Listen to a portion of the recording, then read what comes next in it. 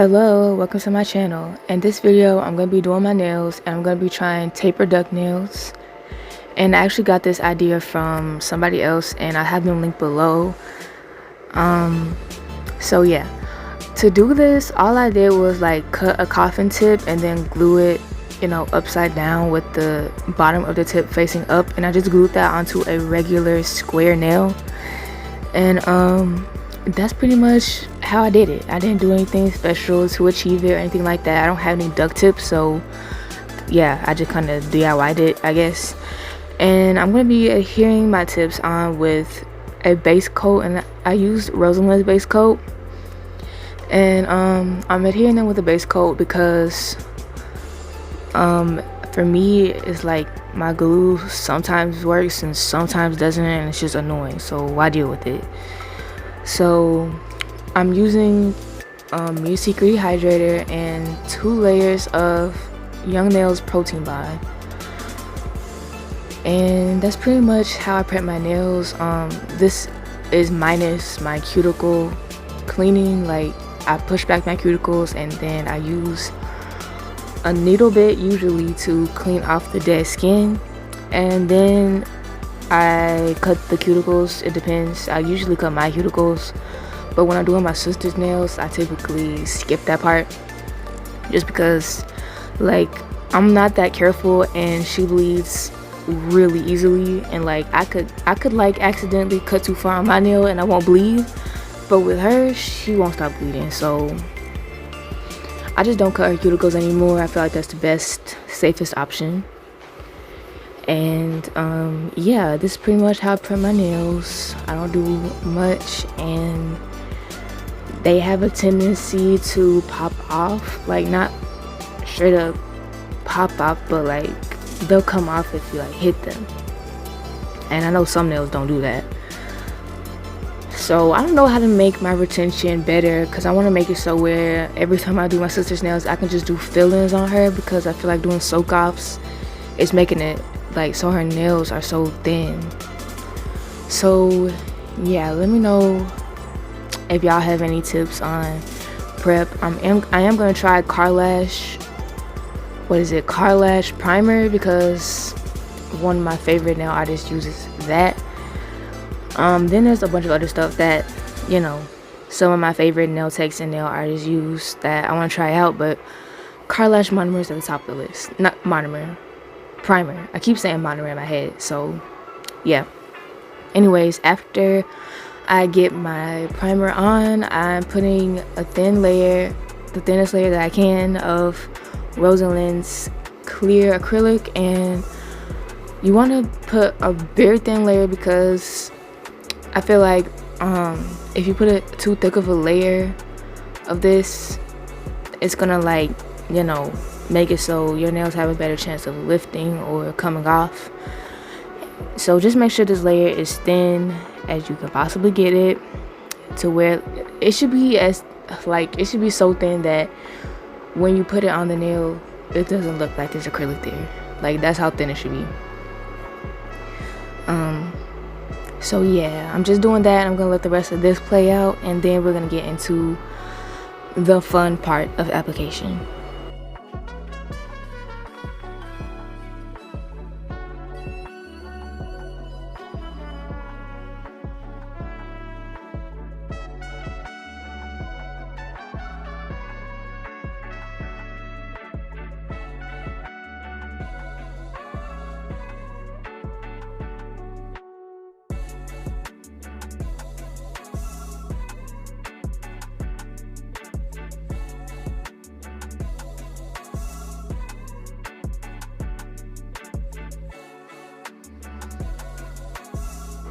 I'm using a custom mixed color. I wanted like a hot pink, but like sheer, but like still like, I don't know, could be considered a nude. So yeah, I kind of had to mix this up a little bit, so it's kind of marbly and a little wonky, because it's different acrylics mixed together and different pigments and stuff. So yeah, it wasn't too bad. I still love the color, but it's just that at the tip it was kind of clear, because that's where the least amount of acrylic usually is at the free edge of your nail, which is where I'm working on right now, the free edge. And so it is a little bit clear right there, but I didn't mind it too much, especially because I did end up doing French tips. Also, I recommend when you are working with acrylic, of course, or anything that you use to build up the structure of your nail, make sure you get that first bead all the way down to the tip, like all the way down to the tip, because all the way down to the free edge, I mean, because having to come back with a small bead to like fix your free edge because you didn't get the acrylic all the way down is like annoying to me. So make sure you pick up a big enough bead to get that acrylic all the way down to the free edge. And if your bead isn't big enough, just put it as close to the free edge as possible, or put it as close as you need to. Just make sure your first bead covers that free edge, because it really bothers me. It really bothers me when it doesn't do that. Like, I be watching other people sometimes and their first bead doesn't like get all the way down, and it's like, ugh. Like, I wish it got all the way down. I just don't like the fact that you have to go in and like fill it in. Like, it's just annoying to me.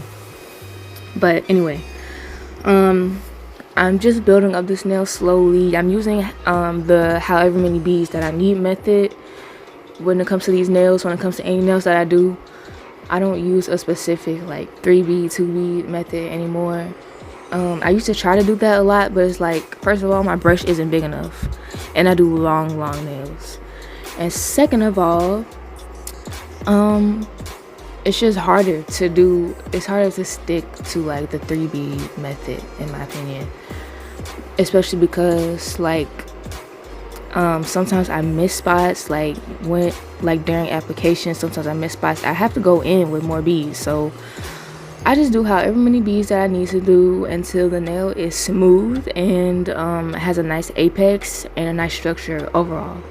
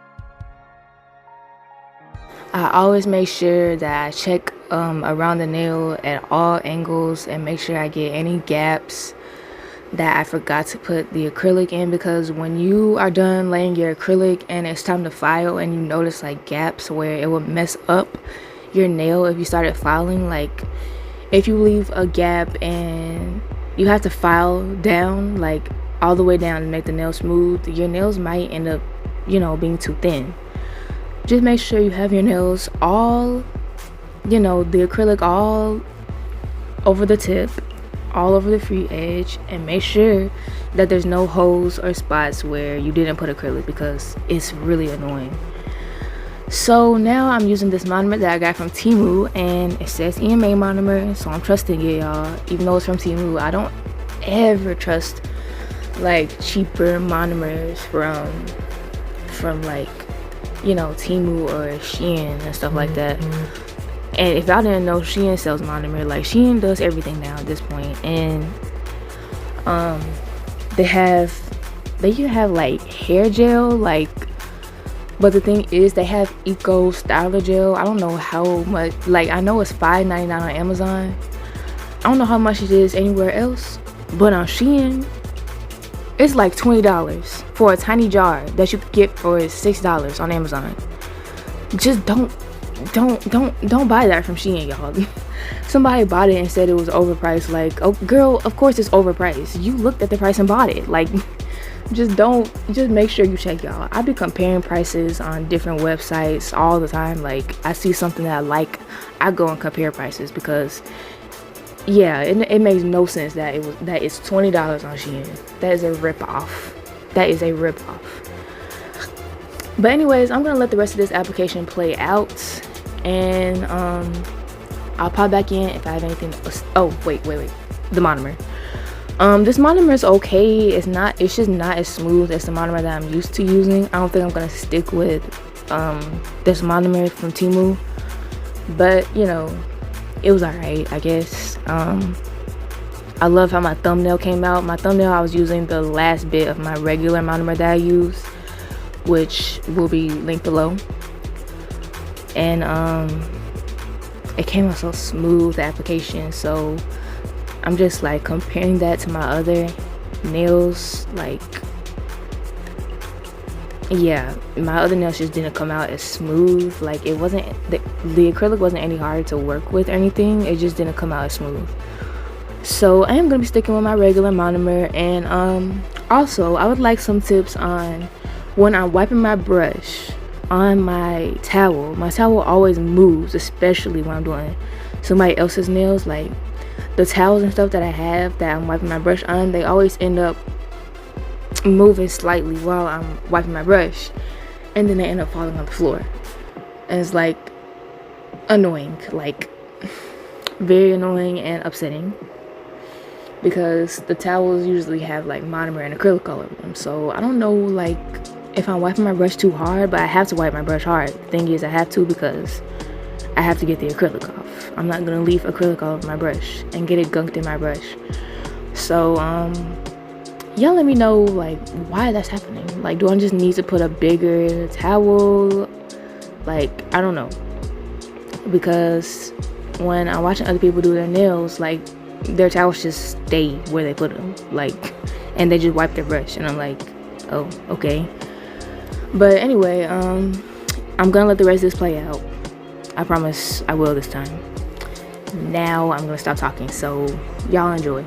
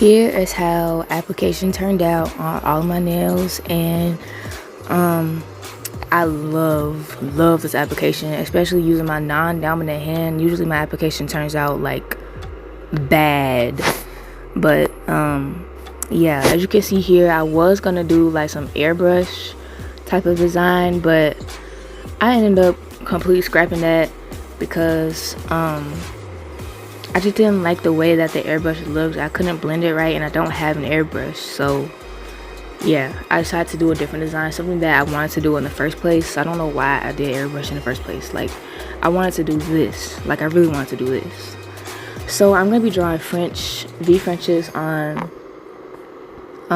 each and every single nail, and I am gonna be doing 2 coats, but I'm not gonna be wiping the sticky layer off or anything like that. And I'm gonna do it on every single one of my nails, and I'm doing this in black because we're gonna be doing some chrome, and I know chrome is really big right now. Well, I don't know if it still is by the time I post this video, but right now, as of right now, chrome is very trendy. So I did want to do some chrome today, and I did want to use some metal like cross charms and star charms that I recently got from Temu, and some like a big planet charm. And yeah, so I'm just gonna be finishing up this French tip, and I'm just gonna show this finger. And this shape with V French is like something otherworldly. Damn, I can't speak. Something like otherworldly. Like, I really love it. Like, these nails, I've worn nails that I would describe as sexy, but these are like really sexy to me. So I'm just applying this chrome with my finger at first, but I am going to end up using like an eyeshadow applicator. And I did have to do some cleanup after this because yeah, I got the chrome on more than just the black parts of the nail. But it was not a big deal or anything, cleaning up, you know, the edges and making them look nice. But yeah, I'm just putting chrome on each and every single French tip, and then I'm gonna be applying a bunch of charms, which took me way too long.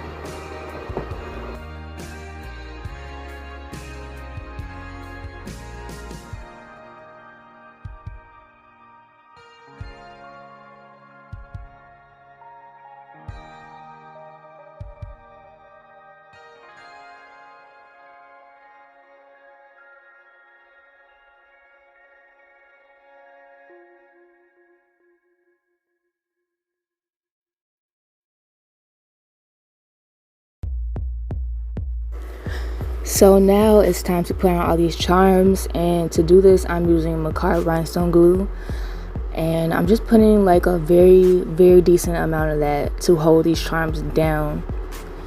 And yeah, they pretty much are still in place. It hasn't been that long since I did these, but it's been a little bit. Like, it's been like nearly a week. It's like a few days from a week. It just hasn't been that long enough for me to like comment on how they're doing for real. But you know, everything is still on, of course, because it has only been like some days. But yeah, these are really like in right now, I guess. And I love them. Like, every time I see nails like this, I really love them, and I've always wanted to do them, but I've never had the charms, so I'm definitely doing them on myself, that's for sure. And these V Frenches, y'all, were so hard to do.